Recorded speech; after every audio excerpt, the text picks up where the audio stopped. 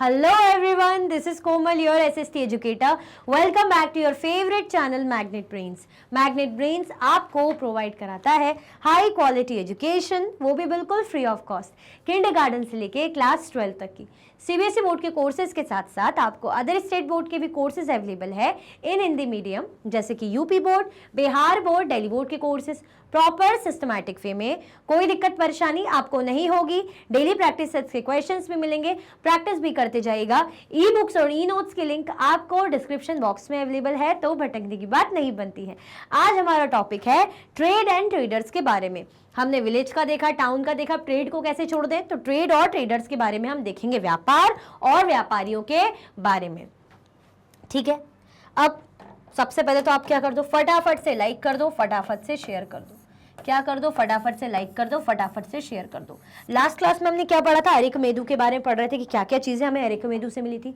उससे पहले हमने क्या क्या पढ़ा था, उससे पहले हम पढ़ रहे थे भाई श्रेणीज के बारे में, NBPW के बारे में।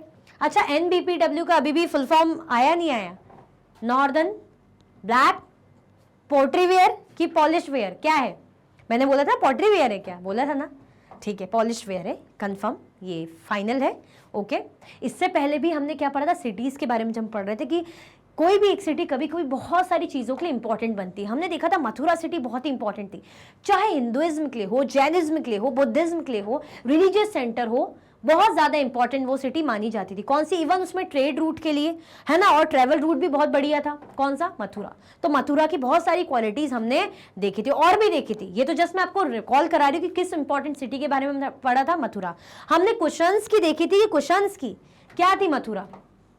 फर्स्ट कैपिटल थी या सेकंड कैपिटल थी? ये आप बताओ, ये आपको बताना है। ये सब हमने पढ़ा। लास्ट क्लास में हम पढ़ रहे थे अरिकमेदु के बारे में कि कोस्टल रीजन था पुडुचेरी में, ठीक है, जहां पर शिप आती थी, दूसरी दूसरी जगहों से शिप आती थी, सामान यहाँ पे अनलोड किया जाता था, है ना। यहाँ पे मेडिटेरियन रीजन से पोट्रीज भी हमें मिली है। क्या क्या नाम था? एम्फोरा, डबल हैंडल जार, फिर हमें एक और नाम था ना, क्या नाम था? एरेंटाइन, अर्जेंटीना, क्या नाम था? एरेंटाइन नाम था, एरेंटाइन वेयर, ऐसा कुछ नाम था, क्या नाम था? देखी थी ना चीज़ें, ये आप मुझे बताओ, क्योंकि नाम याद होना ज़रूरी है ना, इसीलिए रिकॉल रिवीजन कराती हूँ। डायरेक्टली शुरू नहीं करती कि भाई हाँ टॉपिक ही शुरू कर दिया। बाकी कोई टेंशन मत लो कि मैम ये याद नहीं हो रहा है, इतने सारे नेम है, ये सब बिल्कुल टेंशन मत लो। मैं आपको बता चुकी हूँ, MCQs हो, MIQs हो, कंप्लीट चैप्टर रिवीजन हो, हर चीज़ हम करेंगे। तो दोबारा जब रिपीट होगा तो वैसे ही देख देख के सेशंस आपको याद हो जाएगा। तो कोई टेंशन की बात नहीं, बिल्कुल लोड नहीं लेना, रिलैक्स होके सीखो। हिस्ट्री ऐसी चीज़ है, बिल्कुल रिलैक्स होके पढ़ो। अरे ये लाइन पढ़ी, एक और नाम, अरे ये लाइन पढ़ी, एक और जगह को याद करो, होता है ऐसा। इसलिए चीज़ों को वैसे ही 2-4 बार सुनोगे, ऑटोमेटिकली दिमाग में फीड हो जाएगी। क्लियर? तो लास्ट क्लास में हमने अरिकमेदु के बारे में काफ़ी चीज़ें देखी थी। और क्या देखा था हमने अरिकमेदु के बारे में? क्या कोई मुझे कमेंट में बताएगा? और कुछ? किसी पोर्ट्रीज देखी थी? हमने क्या देखी थी कि यहाँ पे लोकल पोर्ट्रीज भी मिली है, लेकिन उसमें डिज़ाइन कैसी थी? Roman design. रोमन चीज़ें भी मिली है हमें, रोमन ग्लासेस, और क्या, ग्लासवेयर, सॉरी, और भी चीज़ें मिली है। क्या मिली रोमन से? बताओ जल्दी, क्या क्या मिला है? बहुत सारी चीज़ें हमें देखने को मिली, बीड्स भी हमें मिले थे। ठीक है, हमने बारूच, जिसको बैरी गाजा नाम भी था, वहाँ के बारे में भी देखा था कि वहाँ कैसा था, नैरो गल्फ था, जो शिप्स आती थी तो थोड़ा प्रॉब्लम होता था उनको नेविगेशन में, है ना। वहाँ से इंपोर्ट क्या क्या की जाती थी और एक्सपोर्ट क्या क्या की जाती थी। इंपोर्ट हमने कॉपर, लेड, टिन वगैरह, गोल्ड, ये सब देखा। एक्सपोर्ट क्या किया जाता था? एक्सपोर्ट वो आप मुझे बताओ, है ना। साथ में हमने देखा था मर्चेंट्स क्या करते थे, गिफ्ट भी लाते थे, ब्यूटीफुल वुमेन ले आए, सिंगिंग बॉयज ले आए, है ना, और भी चीज़ें, वाइन वगैरह। क्लियर? तो ये सारी चीज़ें हमने लास्ट क्लास में पढ़ी थी। अब आज हम देखेंगे ट्रेड और ट्रेडर्स के बारे में। ठीक है, अच्छा ये बता दो, जब ट्रेडर से मुझे एक बात याद आ गई, जरा श्रेणीज कोई बताएगा क्या थे श्रेणीज? मैं बार बार इसलिए तो पूछती हूँ कि याद हो जाए, क्या था श्रेणीज? हमने देखा था, चलो मैं लिख देती हूँ, एक एसोसिएशन था। एक एसोसिएशन था, किसका एसोसिएशन था? श्रेणीज जो थे, एसोसिएशन किसके थे? किसके एसोसिएशन थे? हमने देखे थे ना, मर्चेंट्स और क्राफ्ट पर्सन।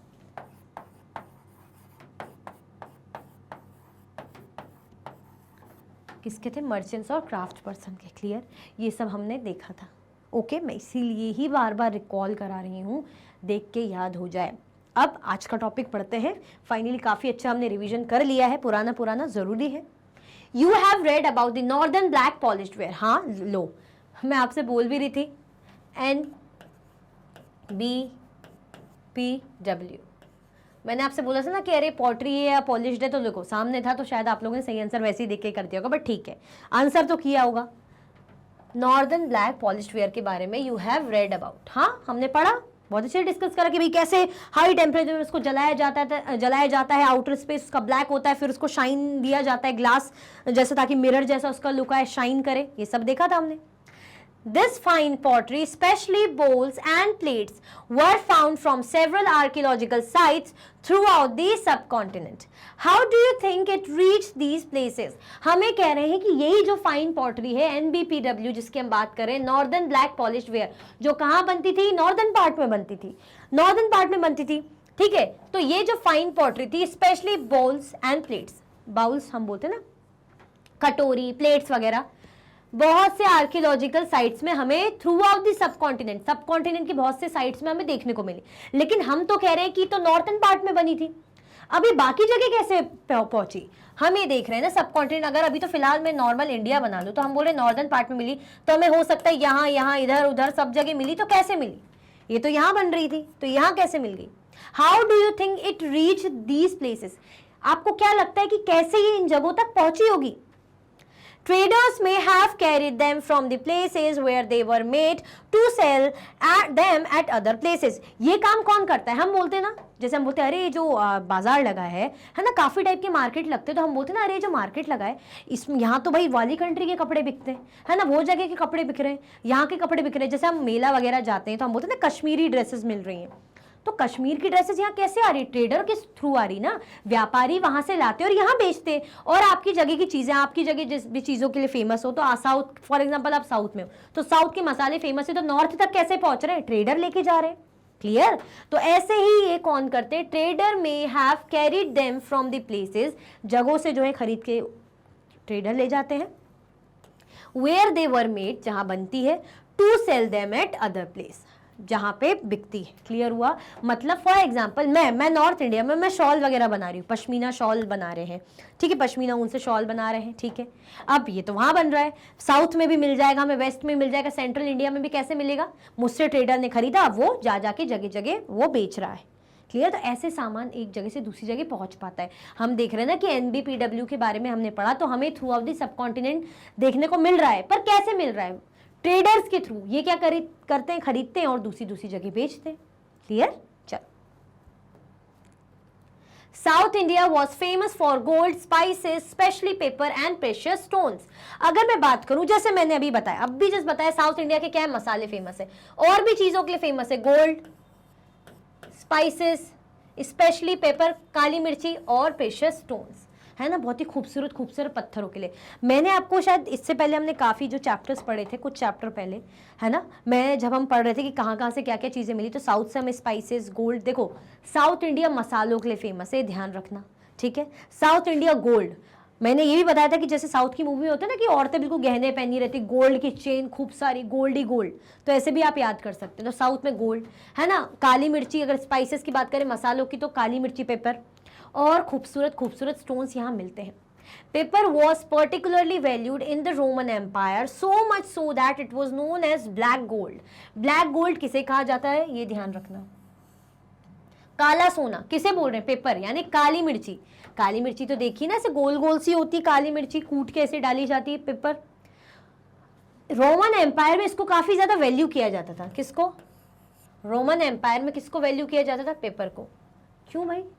अच्छा लगता होगा, यूज करते होंगे, खूब पसंद आता होगा, इसीलिए इसको इतना पसंद किया जाता था, इतना ज्यादा कि इसको क्या नाम दे दी था? Black gold. ठीक है, क्या बोला जाता था वहां पे? कह रही देखो ये तो सोना है, काला सोना, मतलब इतनी ज्यादा पसंद आता था। तो क्या किसकी बात कर रहे हैं हम? पेपर की बात कर रहे हैं। कहां पे? रोमन एम्पायर में। क्या कहा जाता था इसको? क्या बोलते थे?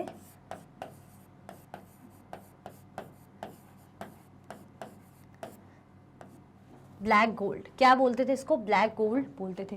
क्यों? इतनी ज़्यादा इसकी वैल्यू की जाती थी, मतलब पसंद किया जाता है, ऐसा नहीं कि वैल्यू मतलब पैसों के तौर पे भी देख रहे हैं, ठीक है, लेकिन बहुत पसंद किया जाता था। क्लियर? किसकी बात करें? पेपर की बात करें। कहाँ मिल रहे हैं हमें? South.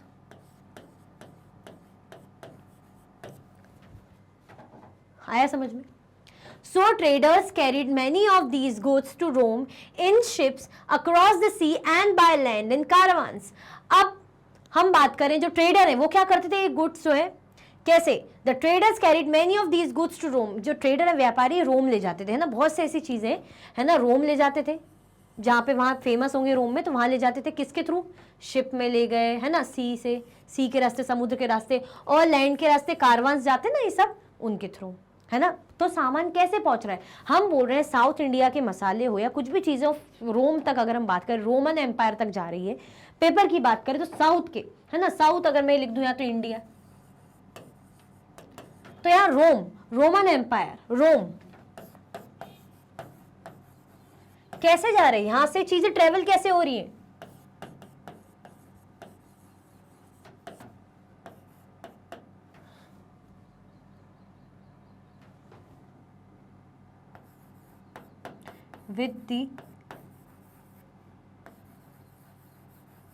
with the help of traders, किन की हेल्प से, ट्रेडर्स की हेल्प से, है ना, किसकी हेल्प से जा रहे हैं, ट्रेडर्स की हेल्प से पहुंच पा रहे हैं ना। हम बोल रहे हैं साउथ इंडिया का पेपर, काली मिर्ची कहाँ जा रही है, रोम, रोमन एम्पायर यानी रोम जा रही है, जिसको ब्लैक गोल्ड कहा जाता है, किसके थ्रू, कौन ले जा रहा है, ट्रेडर्स के थ्रू। अब ट्रेडर चाहे वो नाव के रास्ते जाए, समुद्रों के रास्ते जाए, मतलब सॉरी नाव के रास्ते बोल रही हूँ, समुद्रों के रास्ते जाए या लैंड रूट के थ्रू जाए, क्लियर आया समझ में। तो ऐसे सामान पहुंच रहा है, इंडिया का सामान रोम तक पहुंच रहा है इस तरीके से।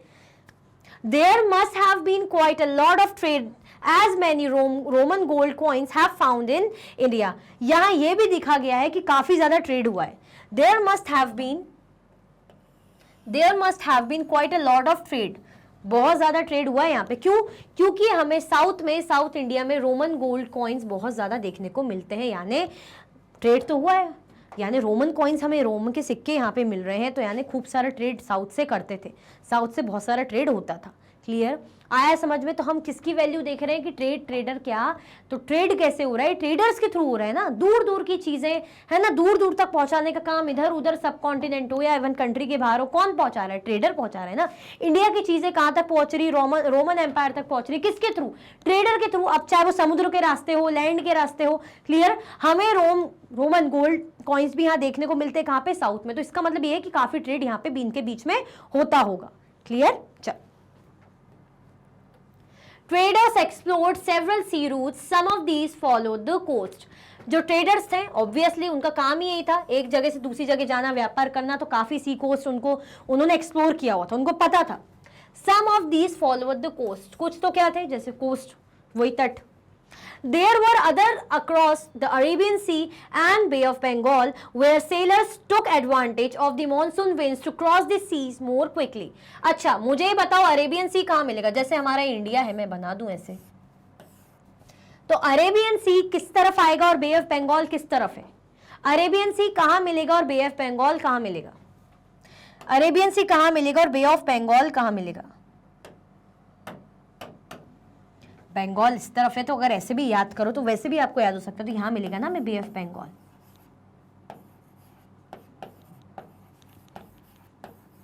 अरेबियन सी कहां मिलेगा, अरेबियन सी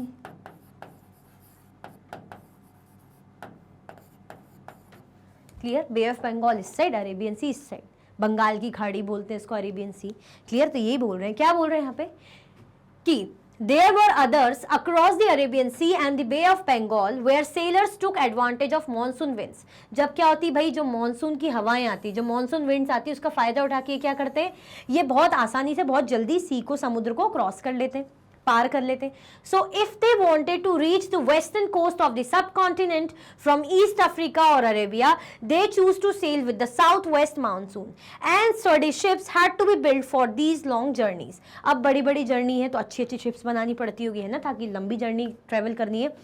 तो जैसे अगर उन्हें कहाँ जाना है, if they wanted to reach the western coast of the subcontinent, subcontinent के, है ना, अगर उन्हें वेस्टर्न कोस्ट में पहुंचना है, किस तरफ, वेस्टर्न साइड पहुंचना है, वेस्ट तो आपको पता ही है ना, फिर वेस्ट आपको पता ही है ना, पता है कि नहीं पता, from East Africa, east Africa से अगर उन्हें वेस्टर्न कोस्ट में जाना है या अरेबिया बोल रहे हैं जिसको, तो they choose to sail with the south west monsoon. ये किसके साथ चूज करते कि भाई कैसे जाएं?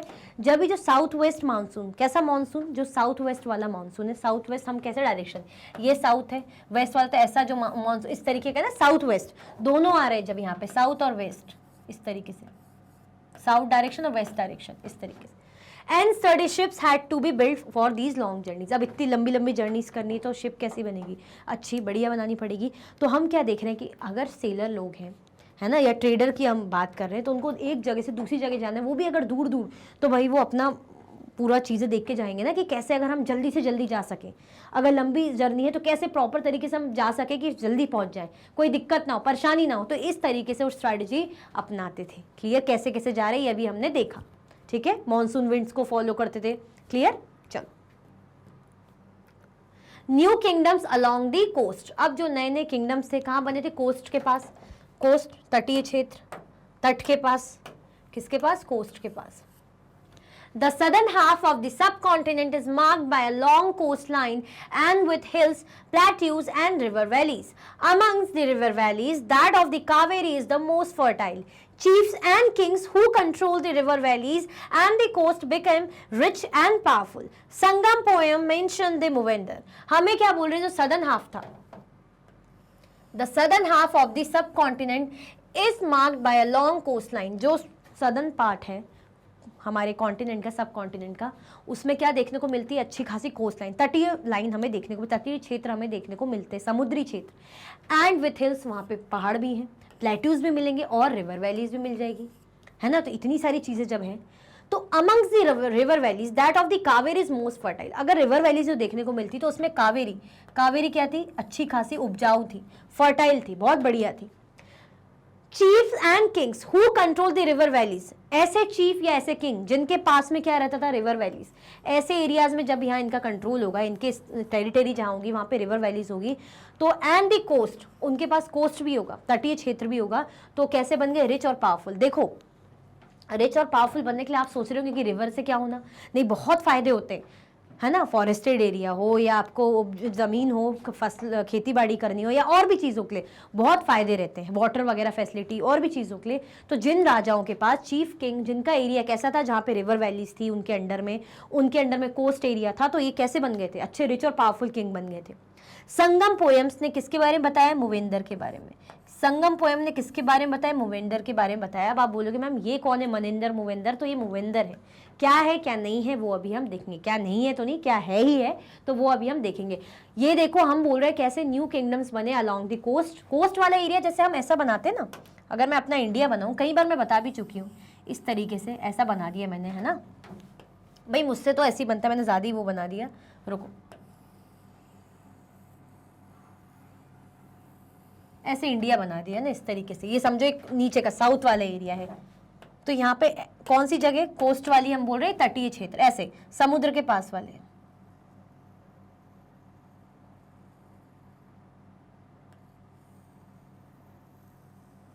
है ना। ये रेड रेड मतलब ऐसे एरिया जो जैसे हमने देखा था ना अभी, यहाँ पे क्या है? अरेबियन सी। अब भी मैंने बताया था अरेबियन सी। यहाँ पे हम देख रहे हैं बे ऑफ बंगाल,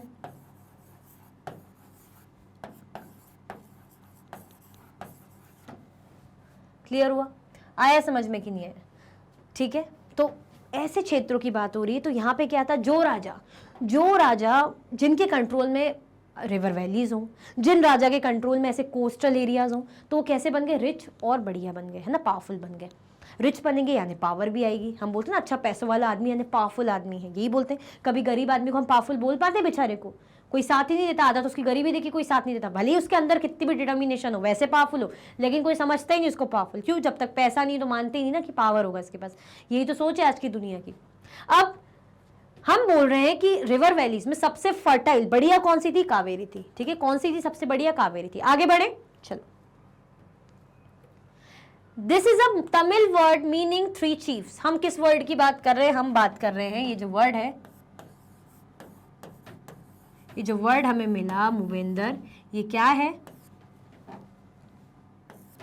ये एक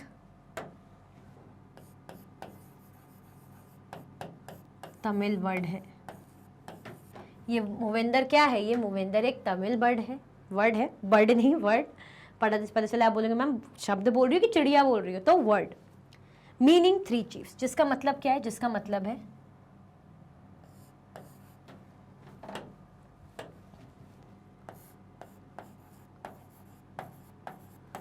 इसलिए लिख रही हूँ ताकि क्लियर अलग से ऐसे दिखेगा ना तो ज़्यादा अच्छे से समझ में आएगा। जिसका मतलब है 3 chiefs use for the heads of 3 ruling families, 3 ruling families के लिए यूज होता था। किसके लिए यूज होता था? Use for the heads of 3 ruling families. किन के लिए यूज होता था? 3 रूलिंग फैमिलीज के लिए यूज होता था। किन के लिए यूज होता था? 3 रूलिंग फैमिलीज के लिए यूज होता था। कौन सी थी? चोल्स, चेराज और पांड्यास। ठीक है, तो 3 फैमिलीज के लिए यूज होता था। कौन सी? यहां लिख देती हूं,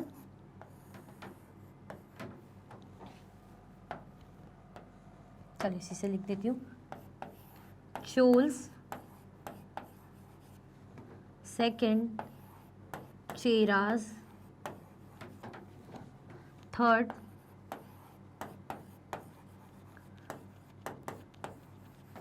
पांड्यास। मूवेंदर क्या है? ये तमिल वर्ड है। मूवेंदर क्या है? तमिल वर्ड है। 3 चीफ अच्छी फैमिलीज के लिए यूज होता था, चोल्स फैमिली, चेराज और पांड्यास। नाम सुना होगा आपने, चोल्स, चेराज और पांड्या, चोल एम्पायर है ना, चेराज और Pandyas. Clear? Who became powerful in South India around 2300 years ago? जो पावरफुल बन गए थे, जो अच्छे खासे शक्तिशाली राजा थे, है ना, जिनका किंगडम अच्छा खासा शक्तिशाली हो गया होगा, पावरफुल हो गया होगा। कब? अराउंड 2300 ईयर्स अगो। किसकी बात करें? 3 फैमिलीज की बात करें, चोल्स, चेराज और पांड्यास, सीसीपी, चोल्स, चेराज और पांड्या, सीसीपी। ठीक है, जिनके लिए कौन सा टर्म यूज हो रहा है? मूवेंदर टर्म हो रहा है। मूवेंदर क्या है? एक तमिल वर्ड है। Each of the 3 chiefs had 2 centers of power, one inland and one on the coast. और इन्हीं तीनों फैमिलीज के, तीनों ही जो चीफ्स थे, तीनों फैमिली के जो चीफ्स थे, इनके पास क्या थे? इनके पास 2 सेंटर थे पावर के, है ना। इनके पास क्या थे? 2 सेंटर थे पावर के। अच्छी खासी जहां इनकी पावर थी, तो ऐसे इनके क्या थे? 2 सेंटर थे। एक था वन इनलैंड, इनलैंड जमीन पे, धरती पे। दूसरा कोस्ट, कोस्ट यानी तटीय क्षेत्र, पानी वानी साइड वाला, समुद्र के किनारे वाला। इसीलिए क्या थे, हमने अभी पढ़ा ना, जो ऐसा एरिया जहाँ पे प्लेट्यूज हो, कोस्टल एरिया हो, रिवर वैलीज हो, इतनी फैसिलिटीज हो, सब कुछ हो, तो कैसा बनता है वो एम्पायर? रिच और पावरफुल। तो ये क्यों इतने पावरफुल थे उस टाइम पे तीनों? क्योंकि तीनों ही के पास, तीनों कौन? सीसीपी, चोल्स, चेराज और पांड्यास, जिनको मूवेंदर बोलते थे, है ना, तमिल वर्ड। क्यों थे पावरफुल? क्योंकि इनके पास 2 पावर थी, 2 पावरफुल ऐसी चीजें थी। एक तो वन इनलैंड, सेकंड कोस्ट के पास, तटीय क्षेत्र, समुद्र के पास वाले क्षेत्र, और जमीन खूब थी। Of these 6 cities 2 were very important. अब इन जो 6 सिटीज हैं, हम बोल रहे हैं, जो इनके पास 6 सिटीज थी, उसमें से 2 बहुत ज्यादा इंपॉर्टेंट थी। तो 2 कौन सी थी जो इंपॉर्टेंट थी? एक थी पुहार और कावेरीपट्टनम। ठीक है, the port of the Cholas and Madurai, the capital of the Pandyas. 6 cities में से 2 क्या थी? इंपॉर्टेंट थी। 6 सिटीज में से 2 बड़ी ही इंपॉर्टेंट थी। एक किसकी बात हो रही है? पुहार की बात हो रही है। किसकी बात हो रही है? फर्स्ट पुहार की बात हो रही है, जिसको और क्या बोलते हैं? कावेरीपट्टनम। जिसको और क्या कहा जाता है? कावेरीपट्टनम। द पोर्ट ऑफ चोल्स, जो किसका पोर्ट है? चोल्स का पोर्ट है। ठीक है, और मदुरई, मदुरई सेकंड। 2 सिटीज बोली ना इंपॉर्टेंट। मदुरई क्या है? The capital of Pandyas. Madurai क्या है? पांड्यास की कैपिटल थी। क्या थी मदुरई? पांड्यास की कैपिटल थी। तो हमने बोला कि इतनी सिटीज में से, 6 सिटीज में से 2 बड़ी पावरफुल थी। एक थी पुहार, जो किसका एरिया था? जो हम बोले चोल्स का एरिया था। ठीक है, कावेरीपट्टनम भी जिसको बोलते हैं, पोर्ट था चोल्स का। पोर्ट यानी आप बोलते हैं सी पोर्ट, जहाँ पे भाई समुद्र के किनारे के लिए जो बड़ा इंपॉर्टेंट रहता है। और मदुरई जो किसकी कैपिटल सिटी थी? पांड्यास की। क्लियर? आया समझ में कि नहीं आया? तो क्या थे? बड़े ही पावरफुल थे। क्लियर? दोबारा रिपीट तो नहीं करना, करना है क्या रिपीट? चलो, हमने देखा ऐसे एरियाज जो कोस्टल हैं, रिवर वैलीज है, जहाँ पे बढ़िया सा लैंड एरिया है, प्लेट्यूज है जिनके पास, तो वो एरिया बड़े पावरफुल रहते हैं। उसमें से कावेरी नदी, रिवर वैलीज में से कावेरी नदी क्या थी? बहुत ही फर्टाइल थी। हमने तीन में भी छोड़ो, अभी हमने देखा एक टर्म मूवेंदर यूज किया जाता है। किसके लिए यूज किया जाता है? 3 फैमिलीज के लिए यूज किया जाता है। तो बहुत ही पावरफुल थी, जिनके पास दो पावर्स थी, एक इनलैंड धरती पे भी, दूसरा कोस्टल एरिया। ठीक है, यानी 2 इनके पास पावरफुल चीजें थी। कौन थी वो? सीसीपी, चोल, चेराज और पांड्यास, है ना। इन 6 सिटीज में से भी 2 बड़ी इंपॉर्टेंट थी। एक पोहार या जिसे कावेरी पट्टनम कहते, जो किसके अंडर में थी, जो चोल्स के अंडर थी, जो पोर्ट एरिया था चोल्स का। सेकंड हमने क्या देखी, मदुरई देखी, जो क्या थी, पांड्यास की कैपिटल थी। अब आया समझ में कि नहीं आया, मूवेंडन इन 3 फैमिली के लिए यूज किया जाता है, जो कि क्या है, एक तमिल वर्ड है। ठीक है, कोई कंफ्यूजन तो नहीं। अभी तक आप लोगों ने लाइक किया कि नहीं किया भाई? अभी तक भी लाइक नहीं किया है तो फटाफट से लाइक कर दो, बहुत अच्छी चीज हम पढ़ रहे हैं, फटाफट से क्या कर दीजिए, लाइक कर दीजिए, फिर आगे बढ़ते हैं। ओके, बढ़े आगे। इसका स्क्रीनशॉट ले लिया, ऐसे ही वैसे बात ये यहाँ लिखी हुई है, जस्ट मैंने यहाँ पे ऐसे लिख दिया। लाइक का स्क्रीनशॉट मत लेना, इतना ले लेना, लाइक को हटा देती हूँ, लेकिन बोल रही हूँ कि लाइक करना मत भूलना। ठीक है, आगे बढ़े। चल, the chiefs did not collect regular taxes. ये जो चीफ्स थे, ये जिनकी हम बात करें ना, चोल्स, चेरास, पांड्या, सीसीपी, ये रेगुलर टैक्स कलेक्ट नहीं करते थे। रेगुलर बेसिस पे जैसे हमें देना पड़ता है टैक्स प्रॉपरली, प्रॉपर टाइमलाइन से। Instead, they demanded and received gift from the people. Instead, उसके बदले क्या करते थे, डिमांड करते थे लोगों से, जनता से कि भाई क्या करें, आप हमें तोहफा दें, उपहार दें अपनी तरफ से, जो आपकी इच्छा हो, है ना। तो क्या करते थे, डिमांड करते थे और गिफ्ट इन्हें मिलता था पीपल, लोगों की तरफ से। रेगुलर बेसिस पे टैक्स कलेक्ट नहीं करते, क्योंकि टैक्स भाई राजपाट को चलाने के लिए इंपॉर्टेंट है। जैसे आज के टाइम पे हम क्या करते हैं, गवर्नमेंट को टैक्स पे करते हैं, तभी तो गवर्नमेंट हमें सुविधा देती है, हेल्थ फैसिलिटी हो गई, एजुकेशन फैसिलिटी हो गई, है ना, इंफ्रास्ट्रक्चर फैसिलिटीज। तो कैसे दे पा रही गवर्नमेंट, हम क्योंकि उन्हें टैक्स पे कर रहे हैं। They also went on military expeditions and collect tribute from neighboring areas. अब जैसे military expedition जा रहे हैं भाई, वॉर करने, जंग करने, है ना, तो क्या करते, ट्रिब्यूट कलेक्ट करते थे नेबरिंग, आसपास के एरिया से। They kept some of the wealth and distributed the rest amongst their supporters, including members of their family, soldiers and poets. अब कुछ wealth, जैसे जितनी भी इनके हाथ में आई, तो कुछ तो क्या करते थे, अपने पास रखते थे, एंड कुछ जो था क्या कर देते थे, जैसे जो उनके सपोर्टर है उनमें बांट दी, है ना, अपने जो उनके फैमिली के मेंबर्स हैं, है ना, परिवार के जो लोग हैं उनमें सदस्य, उनमें बांट दी, जो है सिपाहियों में बांट दी, और जो पोएट्स हैं उनमें बांट दी। इस तरीके से इनका काम चलता था।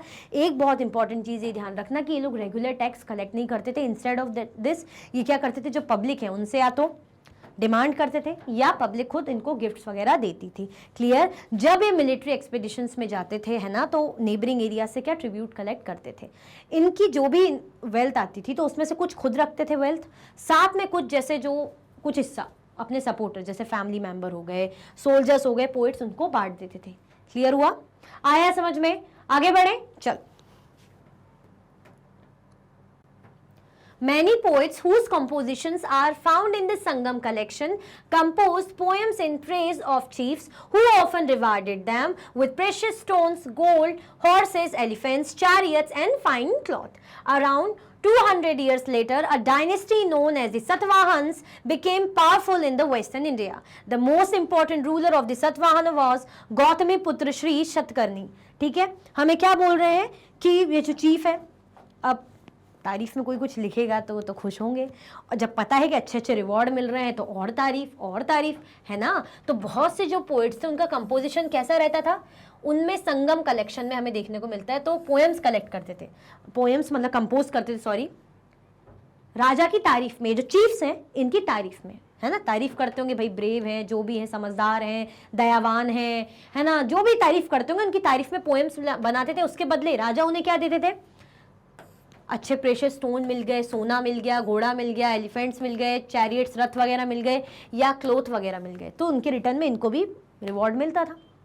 अराउंड 200 ईयर्स लेटर, अब लगभग 200 सालों बाद एक डायनेस्टी आई। कौन सी डायनेस्टी आई? सतवाहन क्या बन गई, पावरफुल बन गई वेस्टर्न इंडिया में। कहाँ पे?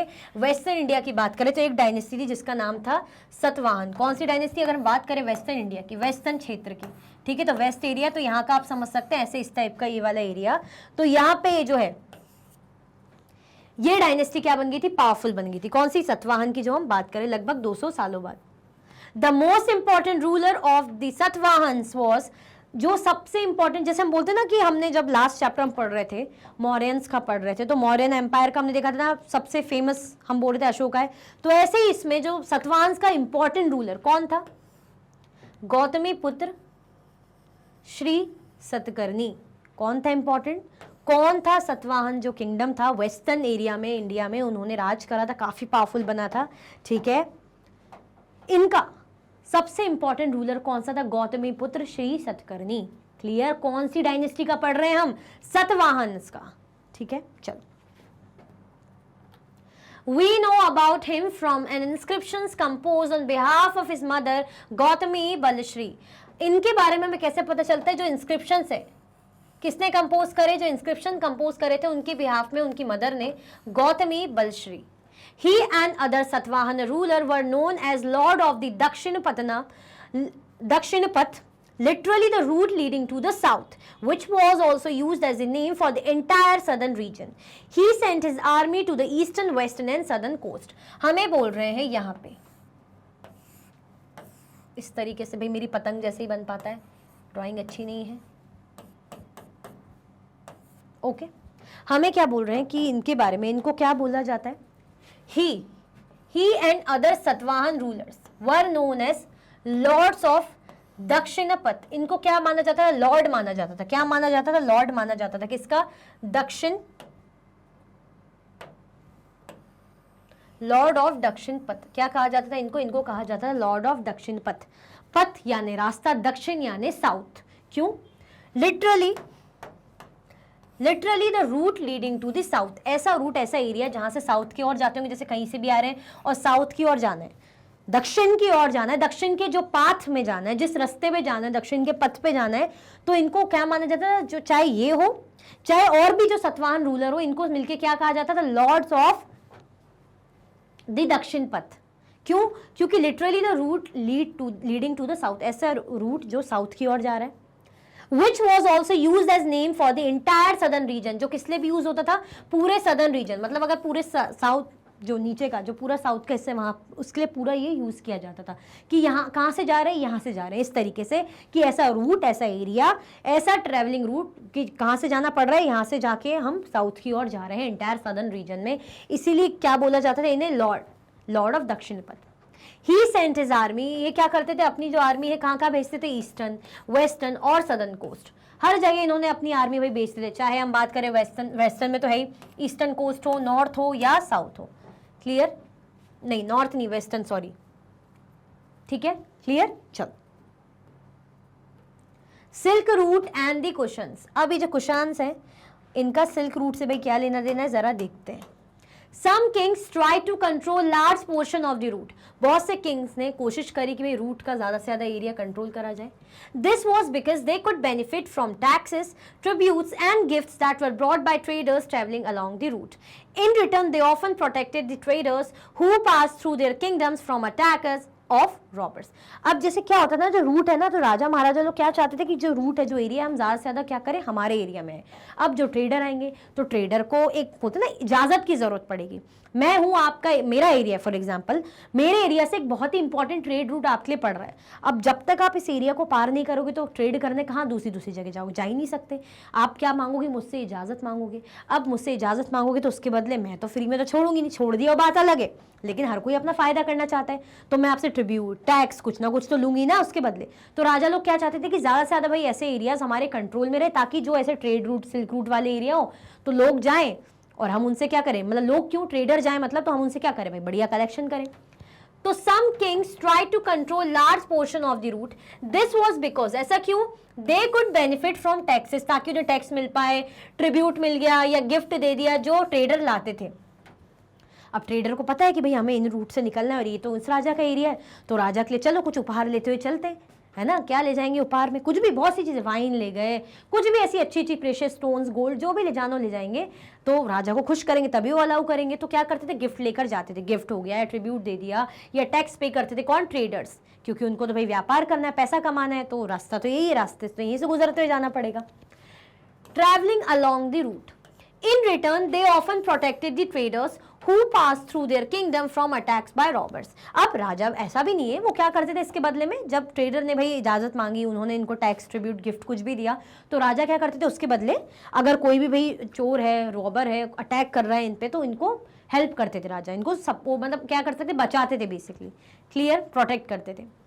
The best known of the rulers who controlled the Silk Route were the Kushans, who ruled over Central Asia and Northwest India around 2000 years ago. Their two major centers of power were Peshawar and Mathura. मैंने आपसे बोला था कि मथुरा कौन सी capital थी, किसकी? Cushions की। मैंने बोला ना कुशान्स की कौन सी कैपिटल थी? सेकंड नंबर की। अब बेस्ट नोन कौन थे ऐसे रूलर जो सिल्क रूट को कंट्रोल करते थे? कुशान्स थे, जिन्होंने सेंट्रल एशिया में रूल करा। सेंट्रल एशिया में, मध्य एशिया में और इंडिया, एशिया के अंदर इंडिया है। एशिया एक कॉन्टिनेंट है, ठीक है, ये ध्यान रखना। और उस कॉन्टिनेंट के अंदर हमारा इंडिया है। तो कुशान्स ने क्या कर रखा था भाई? नॉर्थ वेस्ट जो है इंडिया पे कंट्रोल था इनका, नॉर्थ वेस्ट मतलब इन एरियाज में कंट्रोल होगा इनका, है ना। कुशन्स का इस तरीके से इन एरियाज में कंट्रोल होगा। और यहाँ से क्या जाता है? यहाँ से सेंट्रल एशिया जाने के लिए, है ना, तो यहाँ पर भी इनका पूरा ऐसे कंट्रोल होगा। लगभग 2000 ईयर्स अगो इनके दो मेजर सेंटर्स थे जो बड़े पावरफुल थे। एक था पेशावर और दूसरा मथुरा। क्लियर? पेशावर और मथुरा। क्लियर हुआ? किसकी बात करें? सिल्क रूट की। हम क्यों बोल रहे हैं कि रूट इतना कंट्रोल करने के पीछे राजा लोग इतना ज़्यादा इंटरेस्टेड रहते थे? क्यों? क्योंकि जो ट्रेडर जाते थे वो पे करेंगे, चाहे ट्रिब्यूट पे करें, चाहे टैक्स पे करें, चाहे गिफ्ट पे करें। क्लियर? हमने किसका देखा भाई? जो बेस्ट नॉन रूलर्स थे कुशान्स, उनके कंट्रोल में था क्या? Silk route. ठीक है, तो हम पढ़ रहे हैं सिल्क रूट और दी Kushans. Taxila was also included in their kingdom. During their rule, a branch of the Silk Route extended from Central Asia down to the seaports at the mouth of the river Indus, from where silk was shipped westwards to the Roman Empire. अब तक्षशिला क्या था? तक्षशिला भी was also included in their kingdom. इनके kingdom में तक्षशिला भी included था। हम जब किसके बारे में पढ़ रहे थे? हम पढ़ रहे थे जब मौर्यन एम्पायर के बारे में, तो हमें इतना पता था तक्षशिला यहाँ था। पता था कि नहीं पता था? तक्षशिला यहाँ था। चलो थोड़ा सा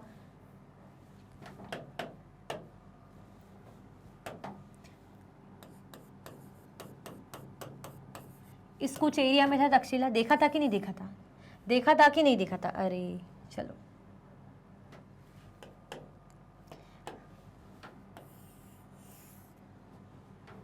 ये अपना वेस्ट एरिया है, वेस्ट का ऐसा हमने देखा था तक्षशिला यहाँ पे।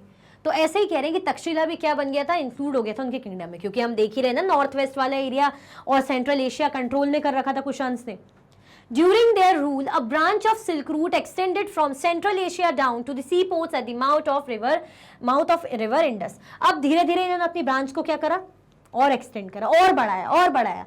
तो ड्यूरिंग देयर रूल, जब इनका रूल चल रहा था, इनका वो था एम्पायर था, तो शासन था, तो इन्होंने सिल्क रूट को और एक्सटेंड करा। सेंट्रल एशिया से कहाँ पहुंच गए? सी पोर्ट्स पे पहुंच गए, किसके? रिवर इंडस के, जहां से क्या करते थे? सिल्क को शिप करते थे किस तरफ? वेस्टवर्ड की तरफ, रोमन एम्पायर के लिए। रोमन एम्पायर पे भी जाता होगा, वहाँ पे जाता होगा, डिमांड पड़ती होगी, तो ये लोग ये काम करते थे। क्लियर? तो धीरे धीरे कैसे भाई ट्रेड के लिए और अर्निंग के लिए कैसे कैसे इन्होंने एक्सटेंड करा, काम करा, वो हमें बताया जा रहा है। क्या क्या इंपॉर्टेंट था, क्या क्या इंक्लूड करा गया, किसने? कुशन्स की हम बात करें और सिल्क रूट। आया है समझ में कि नहीं आया? क्लियर है? क्योंकि हम ट्रेड एंड ट्रेडर्स के अंदर ही पढ़ रहे हैं। ओके, चलो सम इंपॉर्टेंट डेट्स। चैप्टर हमारा एंड हो गया। अब इसके अंदर जो एंड में है आपको कुछ कुछ इंपॉर्टेंट डेट्स तो डिस्कस कर लें। Beginning of the use of iron in the सब कॉन्टिनेंट, ये हमने सबसे स्टार्टिंग में पढ़ा था कि फिर से एक तरीके से ये समझ लो रिकॉल है। तो beginning the use of iron, iron का use of iron in the subcontinent कब हुआ था? 3000 ईयर्स अगो। लोहे का यूज कब स्टार्ट हुआ था हमारे सब कॉन्टिनेंट में? Almost 3000 years ago. Increase in the use of iron cities punch marked coins about 2500 years ago. और आयरन का यूज सिटीज या पंच मार्क्ड कॉइन्स ये हमें कहाँ मिलता है, कब होता है?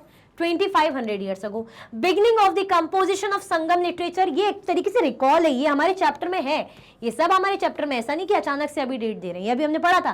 संगम लिटरेचर, इसका कंपोजिशन कब स्टार्ट हुआ था? 2300 ईयर्स अगो। सेटलमेंट इन अरिकमेदु, ये भी हमने पढ़ा था 2200 से लेके 1900 ईयर्स अगो। पढ़ा था कि नहीं पढ़ा था? एक बार और देख लो कि आयरन का यूज सब कॉन्टिनेंट में कब स्टार्ट हुआ था? About 3000 years ago. फिर हमने देखा iron cities punch mark coins, इनका यूज 2500 ईयर्स अगो। कंपोजिशन कब स्टार्ट हुआ था संगम लिटरेचर का? 2300 ईयर्स अगो। ठीक है, जो अरिकमेदु का सेटलमेंट था वो कब? 2200 से लेके 1900 years ago. Discovery of silk making, silk making की डिस्कवरी, कि सिल्क हम बोले ना, सिल्क सिल्क बहुत इंपॉर्टेंट, तो डिस्कवरी कब हुई थी सिल्क मेकिंग की? अबाउट 7,000 ईयर्स अगो, ठीक है, मैं बोली थी 1700, 7,000 years ago. The Cholas, Cheras and Pandyas कब इंपॉर्टेंट थे? हमने देखा था ना, इनका रूल बड़े पावरफुल थे, about 2300 years ago. Growing demands for silk in Roman Empire 2100 years ago. मैं भी क्या बोल रही हूँ, 2100 ईयर्स अगो, 2000 ईयर्स अगो, वो 2200 1900 के कारण ना थोड़ा सा mind. Kanishka the Kushan ruler, कौन थे? कनिष्क जो कुशन रूलर थे वो कब फेमस हुए? About 1900 years ago. Faxian comes to India, Faxian कब आए थे इंडिया में? About 1600 years ago.